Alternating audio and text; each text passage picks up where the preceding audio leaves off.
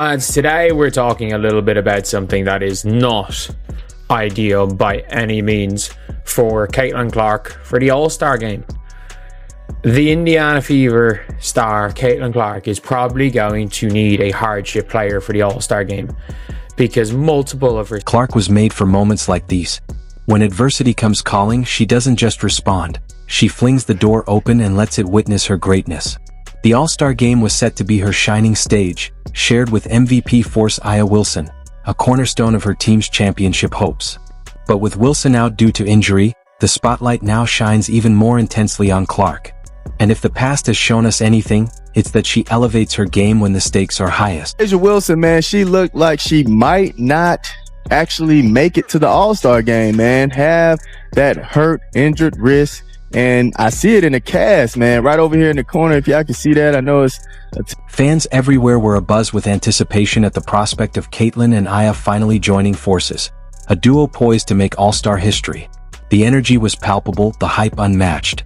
But for Clark, setbacks are nothing new. Throughout her career, she stared down skeptics, battled fierce competition, and overcome every hurdle with unshakable grit and commanding leadership. Time and again, she's answered adversity with performances that fill arenas and leave audiences in awe. Statue. Either way, A'ja Wilson is currently injured.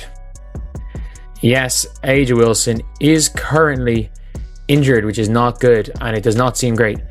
They say she has a sprained wrist with no timetable to return, and that means she's probably out for the All-Star game. That means she's probably out. So it's the rookies. It's the rookies. Like, it is Caitlin Clark and the rookies versus... The injury occurred during the Aces' 87-78 loss to the New York Liberty, a fall so rough, it made you wince just watching it. Wilson drove hard to the rim against Lanny Feebeck, drew a foul, and crashed to the floor, landing awkwardly on her right wrist. The entire Aces bench rushed to her like she was the last slice of pizza at a college dorm party. In true champion fashion, she tried to push through, sank her free throws, played a few more possessions, but eventually reality set in. Her night. All right, so yeah, I ended up seeing this yesterday where she actually had this cast on her wrist, and I remember Angel Reese wearing this as well. She was out for a good minute after hurting her wrist, so I don't think A'ja Wilson will... Here's where things get interesting. The MRI revealed a sprain, not a fracture, which falls under the could-have-been-worse category.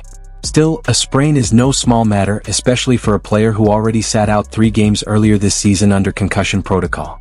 For Aya Wilson, this season is starting to resemble a medical drama. And with her sidelined again, Team Clark is feeling the ripple effects. After A'ja Wilson's fall and wrist injury the other night, I was super nervous that it was going to be something more serious. It really looked bad, especially the way she landed. I've had that fracture from a similar fall, and my wrist immediately started hurting. She did have an MRI yesterday. She posted this: "Welp, nothing wakes you up like the sound of an MRI machine, but just want to say thank you for the prayers, New York Liberty. Thank you so much for the quick help and privacy. Truly appreciate it. Natasha Cloud was a real one for that. Prayers to my squad. Thank you for preventing my crash out. God has a plan that I'll never question. We're going to be all right." Which, the God has a plan I'll never question. Every time someone posts that, I get a little nervous because it makes me feel like they're saying God has a plan, which means I'm not going to play. Coach Becky Hammon, ever the voice of reason, made it clear they're prioritizing proper healing now to avoid lingering issues all season. Sensible, no doubt. But here's the catch. The All-Star game is on July 19th, and a grade 1 sprain usually means 1 to 3 weeks on the sideline. The timeline isn't exactly lining up for Team Clark. And you can bet Caitlin is already mapping out backup plans, faster than a GPS rerouting after a missed exit. So now it's being reported that her wrist is not broken, it's just a sprain. So we'll probably see her pretty soon, after she takes some time to heal and rest. So I'm just so glad it's not broken. This is such good news. She's not going to play tonight in tonight's game between the Aces and the Mystics. So, but give her some time to heal up and we'll see her soon. I'm just so glad it's not broken. This is the best news. If you're enjoying the ride, don't forget to subscribe. But hold on, because this isn't just any All-Star game setback. It's unfolding in the heart of one of the most hyped rivalries in women's basketball history. The Caitlin Clark vs. Angel Reese saga has been simmering since that unforgettable 2023 NCAA championship, when Reese hit Clark with the infamous "you can't see me" taunt and sparked a full-blown basketball Cold War. The media framed them as equals, Two titans, two sides of the same coin. But reality? Reality has other plans. Clark is the face of Team Clark, leading her squad into battle on her home turf in Indianapolis. Angel Reese? She's not even starting for Team Collier. Let that sink in.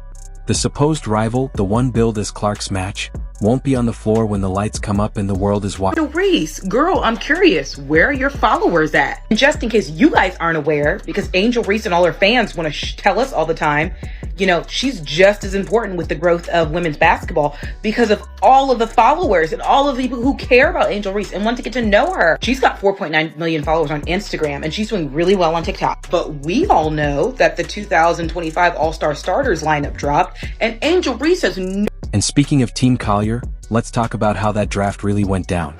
Nafisa Collier didn't just select Angel Reese, she practically trolled her in the process. When asked about her pick, Collier coolly explained she needed someone to clean the glass, specifically someone good at rebounding her own missed shot, thick enough to block out the sun.